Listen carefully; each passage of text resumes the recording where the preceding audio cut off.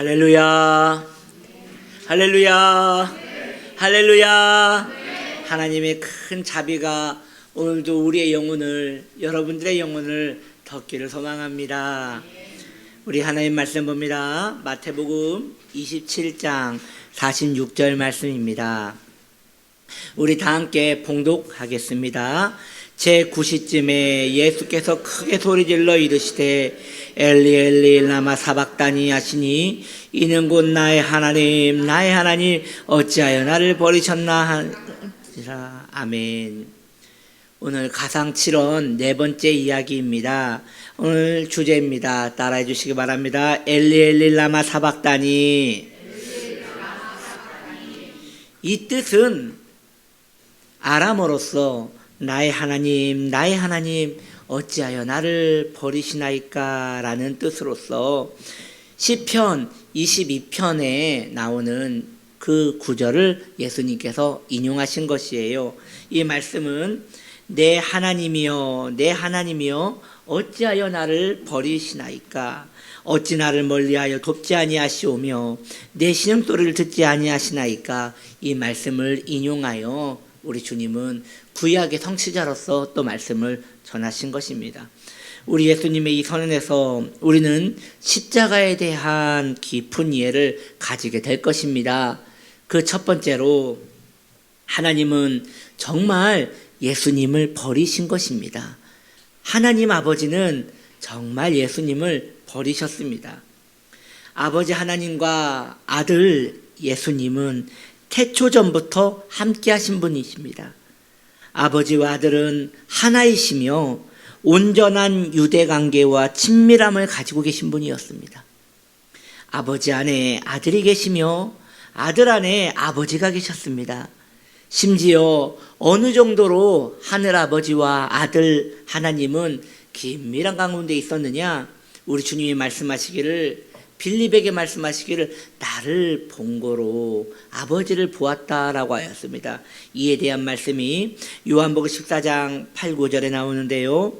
빌립이 이르되 주여 아버지를 우리에게 보여주옵소서, 그리하면 족하겠나이다. 예수께서 이르시되 빌립아 내가 이렇게 오래 너희와 함께 있으되 내가 나를 알지 못하느냐? 나를 본 자는 아버지를 보았거늘 어찌하여 아버지를 보이라 하느냐. 아들의 뜻이 아버지의 뜻이었고 그것이 가능했던 이유는 아들이 아버지를 기쁘시게 하였기 때문입니다. 아버지가 아들을 기쁘게 여겼기 때문입니다. 그래서 우리가 잘 아는 말씀 있지 않습니까? 우리 주님이 침례 받으셨을 때 말이죠. 침례를 받으실 때 하늘에서 음성이 들렸다고 합니다. 이는 내 사랑하는 아들이다. 이는 내 기뻐하는 자다. 우리 하나님께서 그 모든 인생들이 들을 수 있도록 이런 축복의 언어를 하신 이유는 그만큼 하나님이 예수님을 기뻐하신다는 거였습니다. 그런데 지금 십자가에 달리신 우리 예수님은 나의 하나님 어찌하여 나를 버리실 수 있습니까? 라고 하며 원통함과 괴로움으로 울부짖고 계십니다. 예수님께서는 늘 하나님을 아버지여 라고 불렀습니다. 그런데 이 십자가 상에서는 유일하게 하나님이라고 부릅니다. 우리 예수님은 아버지를 하나님이라고 부른 적이 없었어요. 왜냐? 다른 이에게는 하나님이었으나 당신에게는 아버지셨기 때문입니다. 그런데 지금은 우리 예수님이 아버지라고 부르지 못하세요. 그 이유는 지금 십자가에 달리신 예수님은 아들의 명분으로 달리신 것이 아니라 죄인의 대표로서 달리셨기 때문입니다. 예수님께서 누구십니까? 우리 예수님은 말씀 자체이십니다. 우리 예수님은 진리 그 자체이십니다. 그러므로 우리 예수님은 거짓을 말하실 수 없습니다. 많은 성경 연구자들은 이렇게 말합니다. 너무 고통이 극심하였기 때문에 이것은 하나의 괴로움의 호소였다. 하나님은 예수님을 버리신 적이 없는데 예수님이 너무 고통스러우니까 지금 하나님 어찌하여 나를 버리십니까? 라는 고통의 언어를 한 것이지 실제로 버린 것은 아닐 것이다 라는 그런 성경의 연구자들이 있습니다. 그러나 그것은 아닌 것입니다. 이것은 우리 예수님을 모르고 하는 말입니다. 주님은 인간이시지만 참 하나님이십니다. 그러시기에 그분에게는 거짓이었고 농담이었고 그런 것 같은 것이 없습니다. 그분이 말씀하시면 그런 것입니다. 즉 하나님이 나를 버리셨다라고 말씀하셨다면 정말 버리신 것입니다. 그 순간 하나님이 참으로 우리 예수님을 버리신 것이에요. 예수님은 태초 전부터 하늘아버지와 한 번도 분리된 적이 없었습니다. 태초 전부터 말입니다. 그 태초 전에는 시간마저도 없던 시기였으니 얼마나 오랜 시간 함께 하셨는지 우리 인간은 알 수 없습니다. 그런데 지금 이 순간 단 한 번도 분리된 적이 없던 그분들이 분리된 것이에요. 우리는 예수님이 당한 고통을 육체의 고통에만 제한합니다. 그래서 그 뚫린 허리와 옆구리와 또 가시관과 발뚝에 박힌 그 말뚝 얼마나 고통스럽고 십자가에 달리신 그 고통이 얼마나 크셨는가 이러한 것들을 묵상하지만 사실 우리 예수님은 그러한 고통보다 더 큰 고통이 하늘아버지와 분리된 고통이었을 것입니다. 그래서 우리는 예수님이 아버지께 버림을 받았다는 것이 얼마나 큰 고통인지 알지 못해요. 왜요? 우리는 영혼이라는 개념은 알고 있지만 영혼을 경험해 본 적이 없기 때문에 우리 예수님의 고통을 참으로 알 수 없는 것입니다. 그렇다면 왜 하나님께서는 영원전부터 단 한 번도 떨어져 본 적이 없던 그분의 아들을 버리셔야 했습니까? 바로 인간의 죄 때문이었습니다. 십자가에 예수님이 달리신 그 순간 하나님 아버지께서는 더 이상 예수님께 자애로운 아버지가 아니셨습니다. 공의로운 재판관에 서신 것입니다. 십자가에 달리신 예수님은 이제는 아들이 아니라 죄인들의 대표에 불과한 것이었어요. 그래서 하나님은 공의로운 재판관으로서 아들 예수님께 자신의 진노를 다 부은 것입니다. 정말 그 영원이란 시간을 끊어낼 만큼 엄청난 진노였습니다. 우린 여기에서 우리 안에 있는 죄가 얼마나 두려운 것인지 알 수 있는 것이죠. 죄는 영원한 아버지와 아들을 분리시킬 정도로 두려운 것입니다. 공의로운 재판관이 진노를 한없이 죄인에게 부을 만큼 죄는 두려운 것이에요. 우리는 지옥을 생각할 때 죄가 얼마나 무서운 것인지 알게 될 것입니다. 사랑하는 성도님들이요, 저는 여러분들에게 누누이 말씀드렸습니다. 여러분 지옥에 대하여 묵상하십시오. 지옥이 어떤 곳일지 상상하십시오. 지옥의 형벌에 대해서 여러분 한번 마음을 두고 고민하십시오. 점점 구체화시킬 수 있도록 한번 여러분의 상상력을 사용하십시오. 성경에는 이미 지옥에 대한 많은 메시지들이 있습니다. 그런데 우리는 거기에 마음을 두지 않습니다. 지옥은 꺼지지 않는 불의 세계입니다. 그곳은 죄의 대가가 치루어지는 곳입니다. 영원히 말이죠.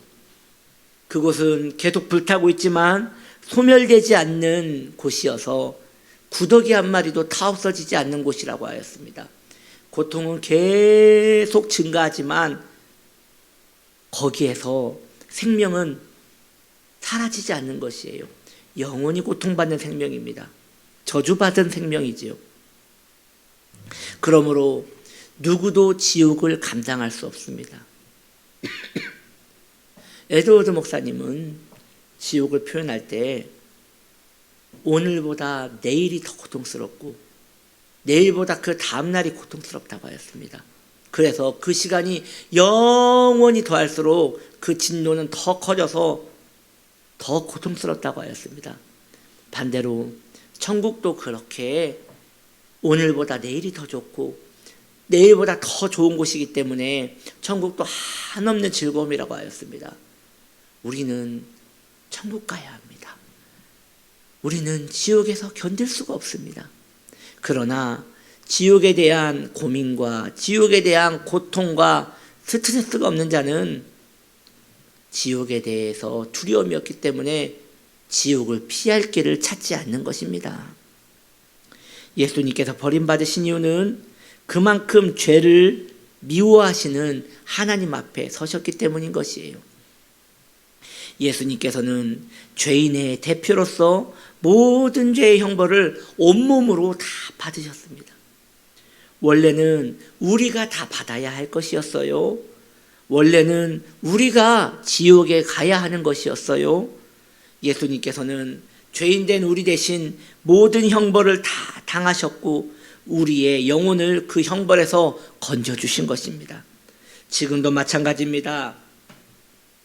하나님을 알지 못하는 모든 죄인은 여전히 그 진노 가운데 준비되어 있습니다.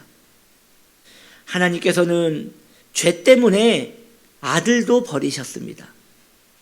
그렇다면 그 누구도 죄를 머금고 영원한 형벌을 피할 길은 없는 것입니다.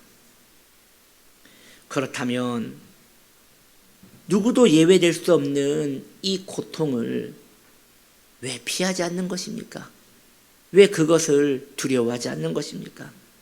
이 땅에서 가장 큰 죄는 하나님께서 인생에게 주신 유일한 선물 예수 그리스도를 거부한 것입니다. 그것이 가장 큰 죄예요. 예수님을 자신의 구주로 받아들이지 않고 예수님을 못 박았던 내 안에 있는 정욕을 숭배하는 자들은 결국 그들이 갈 곳은 정해져 있는 것이에요. 주님의 자비를 빌어서 저는 여러분들에게 요청하는 바입니다. 여러분이요, 예수님을 믿으셔야 합니다. 예수님의 소유가 되셔야 합니다. 예수님의 그 그늘 아래로 빨리 피하셔야 합니다. 그래야 하나님의 진노를 피할 수 있습니다. 여러분들이 태어난 때를 기억하십니까?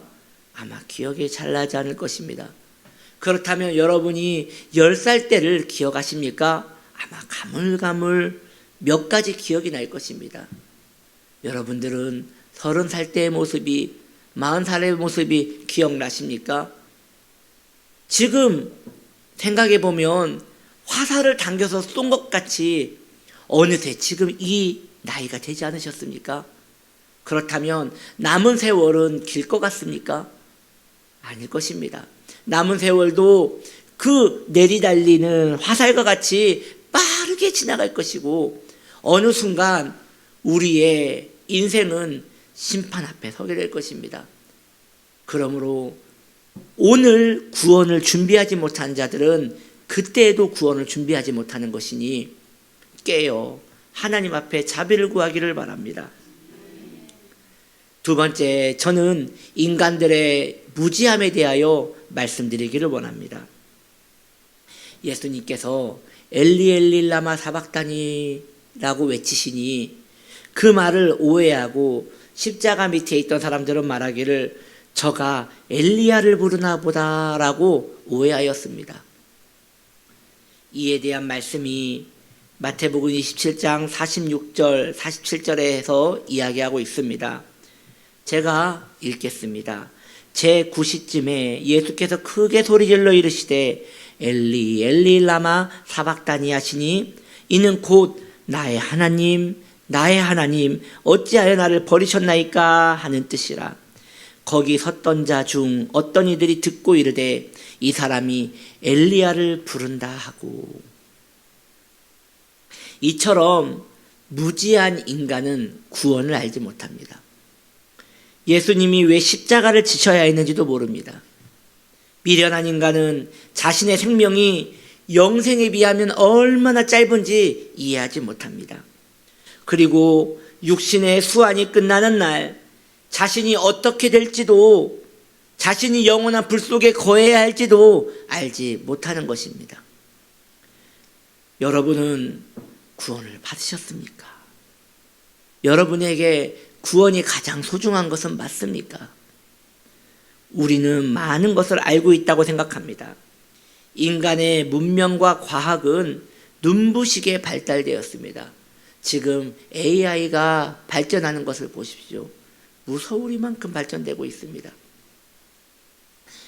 과학자들은 말합니다. 500년 동안 발전될 것이 오늘날에는 10년 만에 발전된다고 말입니다. 그 정도로 속도는 빨라가고 있습니다. 많은 문명들이 지금 눈을 뜨고 환한 문명의 세계로 나아가고 있습니다. 그런데 그렇게 많이 알고 있는 인간들이 모르는 것이 있습니다. 영원한 세계에 대해서는 알지 못합니다. 우리는 하나님께서 욥에게 질문하는 내용들을 알고 있습니다. 욥기 38장 1절로 4절에 보면 이런 내용이 나와요. 그때에 여호와께서 폭풍우 가운데서 욥에게 말씀하여 이르시되 무지한 말로 생각을 어둡게 하는 자 누구냐? 너는 대장부처럼 허리를 묶고 내가 너에게 묻는 것을 대답할지니라. 그리고 하나님이 질문하십니다. 여러분도 한번 대답해 보시기 바랍니다. 내가 땅에 기초를 놓을 때 너는 어디 있었느냐? 내가 깨달았거든 한번 말해보아라. 누가 이 질문에 감히 대답을 할 수 있겠습니까?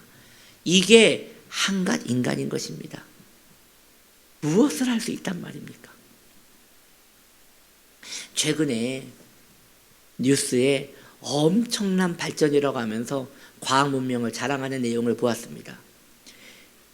수컷쥐와 수컷쥐를 짝지어서 새끼를 낳는 방법을 찾았다고 합니다. 물론 대리모 쥐가 있어야 합니다. 이제 수컷의 정자와 수컷의 정자를 어떻게 혼합을 해가지고 어떻게 만든지는 모르겠지만 새끼쥐를 만들 수 있다고 합니다. 점점 문명이 왜 그렇게 나아가는지 모르겠습니다. 그래서 지금 동성애자들이 매우 기뻐하고 있다고 합니다. 하나님을 모르는 지식과 하나님을 모르는 문명은 점점 이렇게 파괴적으로 나아갈 수밖에 없는 것입니다. 점점 로봇에 대한 문명들이 엄청난 발전을 일으키고 있습니다. 여러분, 사람이 할 일을 다 로봇가 하면 사람은 왜 필요한 것입니까?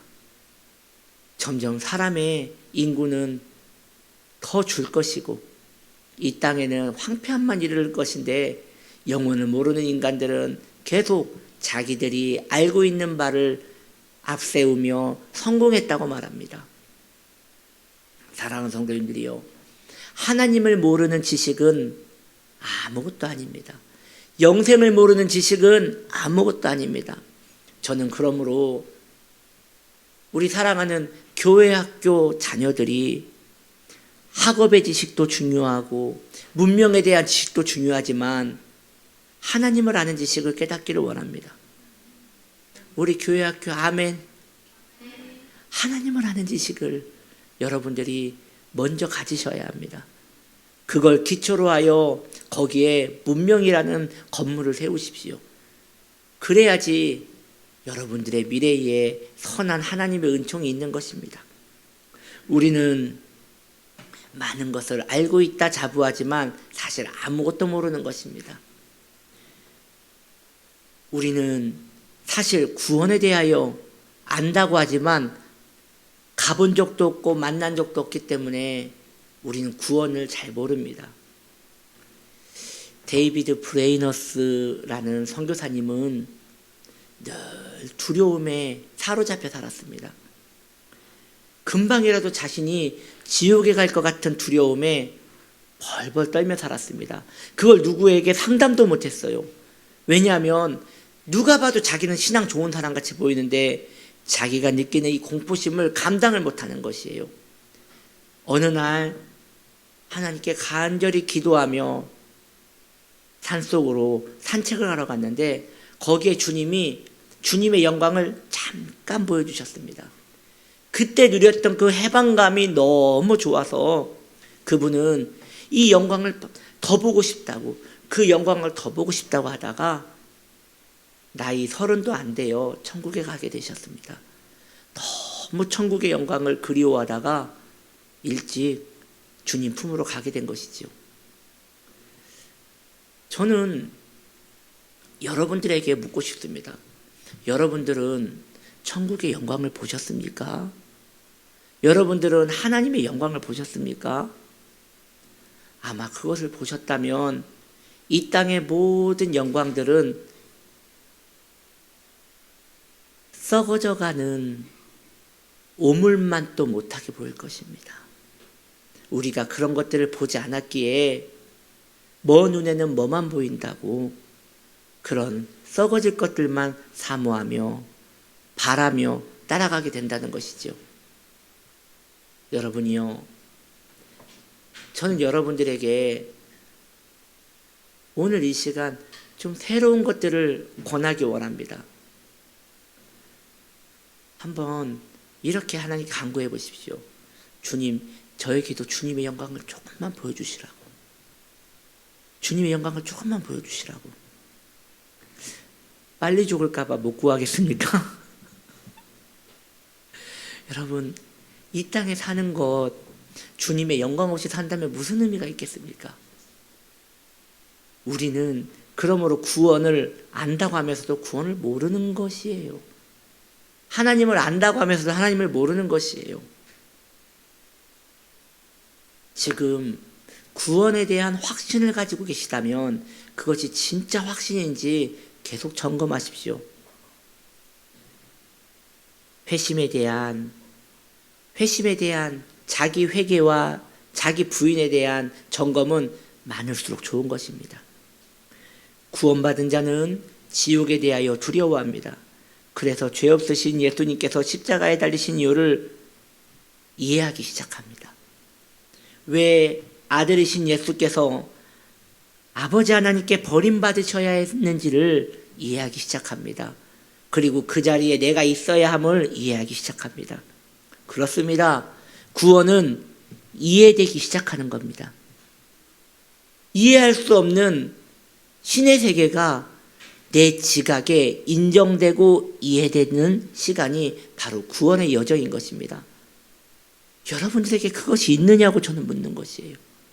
그것이 없다면 어떻게 두 발 뻗고 다리를 뻗고 주무실 수 있느냐고 물어보는 것이에요. 다가오는 진노를 어떻게 준비하고 계시느냐고 저는 지금 묻고 있는 것입니다. 그게 없는데도 꼭 없는 것 같이 살아가는 그 담대함은 어디서부터 온 것이냐 묻고 있는 것이죠.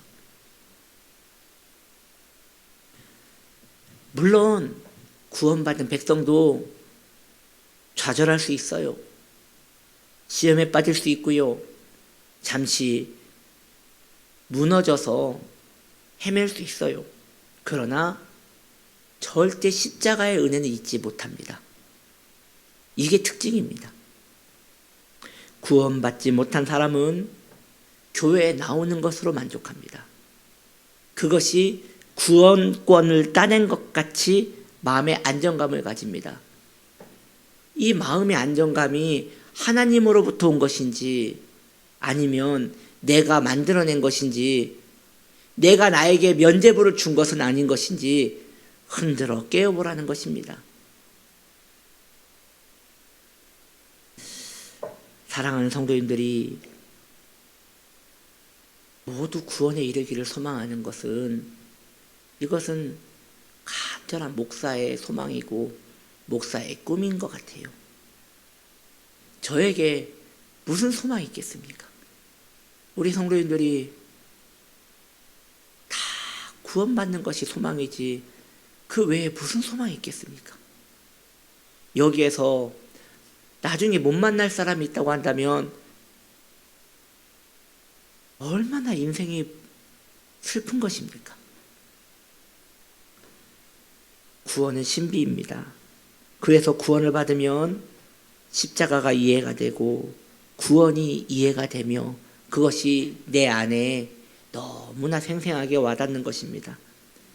예수님의 십자가 사건이 결국 나의 사건이 되는 것이지요. 그래서 우리 예수님의 절규, 나의 하나님 어찌하여 나를 버리시나이까, 이 음성이 내 귓가에 들리기 시작하는 것이고, 그 소리를 외쳐야 할 사람은 사실 나였는데 라고 고백하게 되는 것이죠. 십자가를 만나지 못한 자들은 예수님의 죽으심과 관계가 없는 것입니다. 예수님이 하나님께 버림을 받으셨으므로 우리는 하나님의 자녀가 되었으니 이 사건이 내 사건 되기를 소망합시다. 저는 우리 사랑하는 성도님들이 오늘 이후로 더 구원에 대하여 심각성을 갖기 원합니다. 이미 여러분들은 심각해 보입니다. 그래도 더 심각해지십시오. 그것이 너무나 중요해서 다른 것은 그렇게 중요하지 않는 것 같이 한번 살아보십시오. 적어도 이 사순절만이라도 그렇게 지내보십시오. 어느 목사님의 고백을 들었어요. 어느 날부턴가 사순절이 그저 행사로 느껴지더라는 것이에요. 매해 하는 사순절이 연초에 하는 그저 행사로만 느껴지더라는 거예요. 그리고 더 큰 고통이 본인도 그런데 성도님들도 점점 거기에 익숙해지는 것 같아서 무서웠다는 고백을 들었습니다. 우리의 이야기가 아닌가 싶어요. 우린 작년에도 그 전에도 사순절을 계속 보냈지요. 올해에도 지금 사순절을 지내고 있는데 이것이 내게 생생한 생명으로 와닿는가? 이것은 좀 다른 문제 같아요. 우리 주님이 왜 버림받으셔야 했습니까? 이런 사순절 때에 고민하지 않으면 고민을 할 시간이 없는 것 같습니다. 신앙은 내 것 되어져야 하지만 효력이 있습니다. 내가 지금 2000년 전 그 사건에 있어야 합니다. 그렇게 성도는 구원을 받는 것입니다. 적어도 1년에 한 번씩 이 사순절 기간 동안에 여러분은 여러분의 기억과 영혼을 십자가 앞에 두십시오. 그래서 그 매달리신 십자가를 보십시오. 거기에 서 계셔야 합니다. 매년 거기에 계셔야 합니다. 약속이나 한 듯 거기에 계셔야 합니다.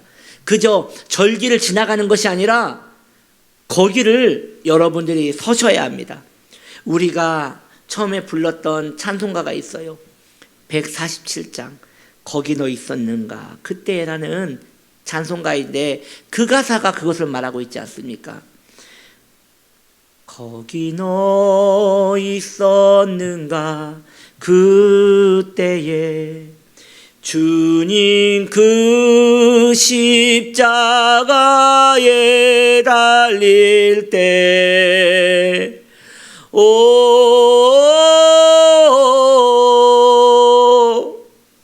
때로 내 마음은 떨려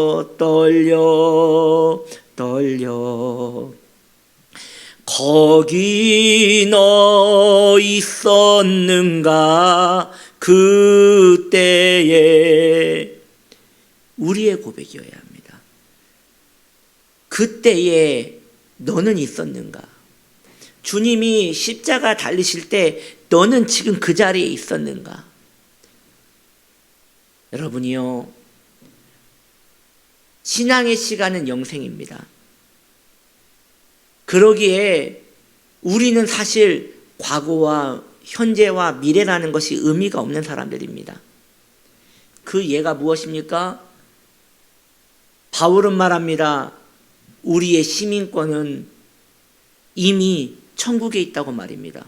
그것은 무엇을 말합니까? 지금 우리는 현세를 살고 있으나 천국에 있는 것과 같다는 것입니다. 그렇다면 지금 우리는 이곳에 살고 있으나 2000년 전에 십자가에 달리신 그 주님 앞에도 우리가 있는 것입니다. 그래서 우리는 언제라도 주님의 십자가 앞에 가서 거기에서 주님의 발끝에서 흐르는 피가 우리 이마에 떨어지는 것을 경험하게 되는 것입니다. 지금 이 이야기를 이해하지 못하고 있는 성도님들이 계시다면 당신은 아직 구원을 받지 못한 것입니다. 이것은 너무나 체험적인 이야기가 아닙니까? 이것은 너무 신비로운 이야기가 아닙니까? 그렇습니다. 기독교는 체험이며 기독교는 신비인 것입니다. 주님의 버림받음이 우리를 영생으로 인도하는 놀라운 진리가 된다는 이 사실이 여러분들에게 실제적 사건으로 와닿기를 주님의 이름으로 축복합니다.